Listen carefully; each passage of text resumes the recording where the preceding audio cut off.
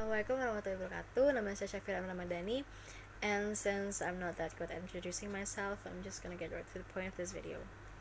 Jadi kayaknya itu saya akan membahas tentang beberapa mishap atau fenomena dalam komunikasi yang dapat menyebabkan komunikasi itu terkendala sehingga tuh tujuannya tidak tersampaikan dengan baik dan tidak dapat mencapai tujuan sebagaimana komunikasi tersebut seharusnya berjalan, dan pada beberapa kasus justru mungkin dapat menyebabkan konflik yang berat atau konflik yang fatal.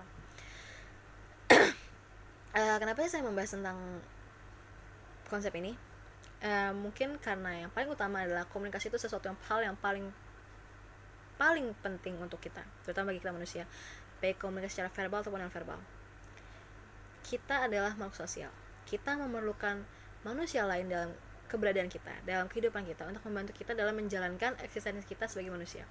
Kita memerlukan bantuan mereka, kita memerlukan keberadaan mereka, kita memerlukan mereka sebagaimana mestinya supaya kita bisa mencapai aktualisasi kehidupan kita sebagai mereka yang kita inginkan. Dan komunikasi adalah satu jalan supaya kita bisa mendapatkan atau reach out manusia tersebut. Dan mengingat pentingnya komunikasi ini tuh, maka kita tuh it's a good thing to learn about a few things about communications.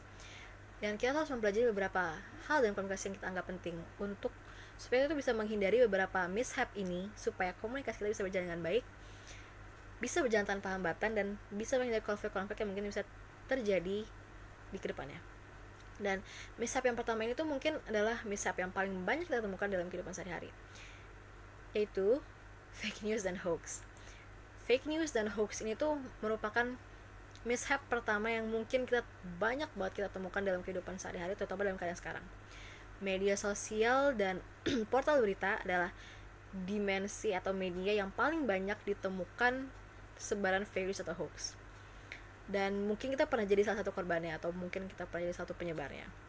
Dan untuk beberapa dari kita mungkin pernah berpikir, kenapa sih orang-orang bisa percaya sama fake news atau hoax, padahal tuh dari judulnya aja tuh udah outrageous, too good to be true, atau terlalu sensasional. Tapi kenapa sih mereka bisa percaya? Penjelasan yang paling logis adalah bias atau bias. Manusia tuh memang makhluk yang paling sempurna secara eksistensial, tapi kita juga terbatas, terutama dalam mengolah informasi dari dunia luar untuk kita nilai menjadi bagian dari diri kita. Dan untuk menghindari overflowing of information ini tuh, kita tuh hanya menerima informasi yang sesuai dengan kita.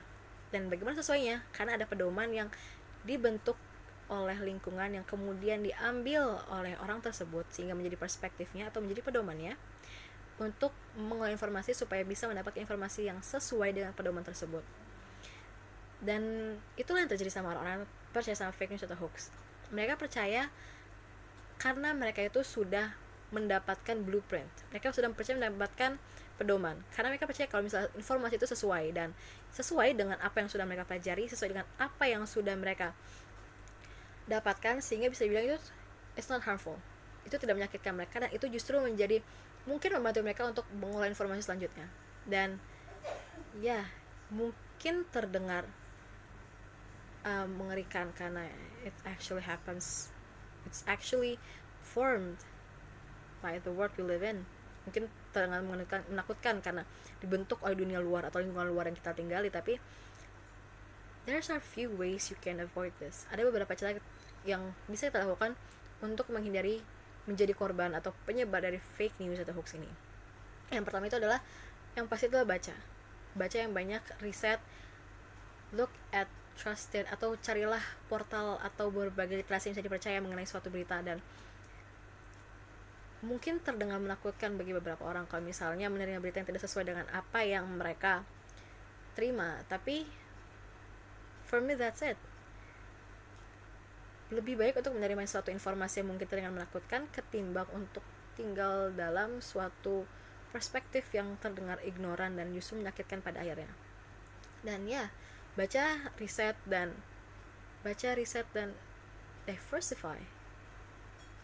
Carilah banyak perspektif yang terpercaya, banyak perspektif yang luas, supaya kita tuh mungkin tidak bisa langsung percaya dengan ketidakbenaran atau kebenaran dari hoax tersebut, tapi setidaknya kita bisa mulai dari alangkah tersebut untuk mencegah kita menjadi korban atau mencegah kita untuk menjadi penyebar terlebih dahulu. Dan mishap yang kedua itu mungkin mishap yang hangat diperbincangkan saat ini, yaitu tentang stereotype dan racism. Dan stereotype racism ini tuh mungkin salah satu hal yang paling sensitif, karena mungkin kita percaya kalau misalnya manusia itu sama, tapi there are some people who actually don't believe that part. Dan racism dan stereotype adalah salah satunya. Kenapa sih banyak orang yang stereotyping atau melakukan racism? Dan ini tuh bukan sesuatu hal yang human nature. Pada beberapa jurnal penelitian justru menunjukkan kalau misalnya manusia itu nggak pernah lahir dengan kemampuan untuk membedakan manusia berdasarkan grupnya atau berdasarkan penampilan luarnya. Kita tuh sejak dulu melakukan berbagai aliansi, kita bersosialisasi dengan berbagai kelompok, kita melakukan sosialisasi dengan berbagai pertukaran dengan berbagai orang untuk menjaga kehidupan kita, karena kita tuh nggak pernah melihat perbedaannya. Kita tuh melihat satu tujuannya, itu untuk bertahan hidup. Dan sayangnya pada beberapa orang ini tuh justru mungkin mengalami pergeseran, karena pada dasarnya racism atau stereotyping itu adalah suatu defense, suatu pertahanan diri, karena mereka itu terlalu takut untuk menghadapi sesuatu yang sebenarnya sedang mereka alami. Pada beberapa kasus stereotyping atau racism ini, orang-orang itu justru melabelkan sesuatu kelompok atau kaum yang di luar dari kriteria mereka sebagai kelompok yang buruk atau kelompok yang bisa dibilang tidak sesuai dengan standar yang mereka miliki, karena mereka terlalu takut untuk mengakui kalau sebenarnya mereka juga, kelompok yang melakukan stereotyping tersebut juga mendapati hal yang sama. Kelompok dengan stereotyping atau racism itu yang melakukan racism itu melakukan hal tersebut karena mereka itu ingin membedakan diri mereka dari yang lain.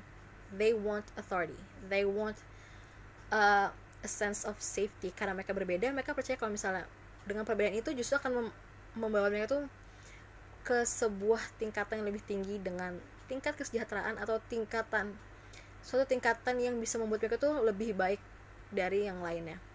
Dan the way it sounds is actually harmful. Dan racism itu nggak cuma terjadi secara eksplisit, tapi juga terjadi secara implisit. Mungkin secara nggak langsung kita bisa menunjukkannya dalam beberapa komunikasi, kayak misalnya, because actually the way we see people will actually affect the way we talk to them. Cara kita melihat seseorang itu bisa mempengaruhi cara kita dalam berperilaku dengan mereka. Dan how can we stop this? Ya, salah satunya adalah stereotype and standardization. Stereotype dan standarisasi itu bukan sesuatu yang it's outdated. We don't need that anymore. We need to change. Kita tuh nggak perlu stereotype dan standar, karena pada dasarnya it's not natural. Kita nggak pernah lahir untuk kemampuan untuk membedakan. Kita justru harus mengingat kalau misalnya kita tuh satu ras, kita tuh ras manusia, dan satu-satu yang kita butuhkan sekarang itu adalah bukan perbedaan, tapi kesamaan tujuan, yaitu untuk bertahan hidup. Dan caranya adalah bagaimana diversify, baca literatur. Kalau misalnya ya semua orang itu sama, we're born to be human, we're all born to be human despite kita tuh terlahir untuk manusia terlepas dari perbedaan penampilan fisik dan segala macam.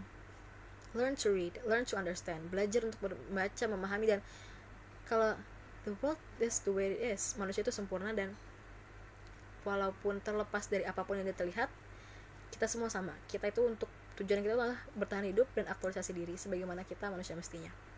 Dan salah satu yang mishap yang mungkin terdengar personal bagi saya adalah insensitivitas, atau mungkin kurangnya simpati atau empati, atau kurangnya perasaan bagi seseorang dalam berkomunikasi. Kenapa? Emosi mempengaruhi.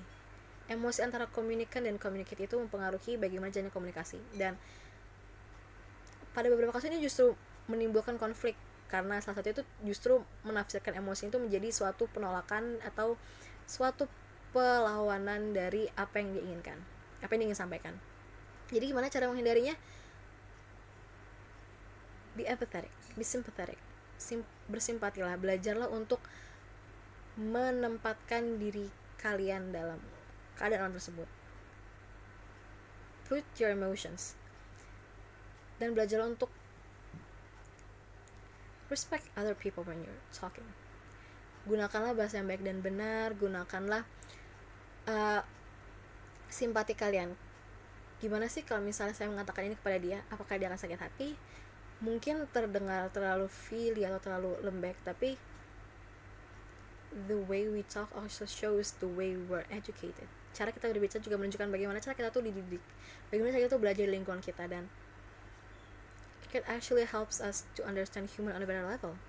Itu membantu kita dalam memahami bagaimana orang lain itu setara dengan kita, bagaimana kita tuh memahami kalau keadaan itu dengan kita. Dan dengan melakukan hal itu mungkin kita bisa menemukan kalau komunikasi itu bukan hanya menemukan tujuan, tapi untuk mencapai suatu hubungan emosional dengan orang lain. Dan itu mungkin yang bisa saya jelaskan kali ini, dan mungkin terdengar singkat, tapi semoga bisa menjadi dasar atau menjadi intro dari yang akan kalian explore selanjutnya setelah menonton video ini. Jadi thank you for your attention. Assalamualaikum warahmatullahi wabarakatuh.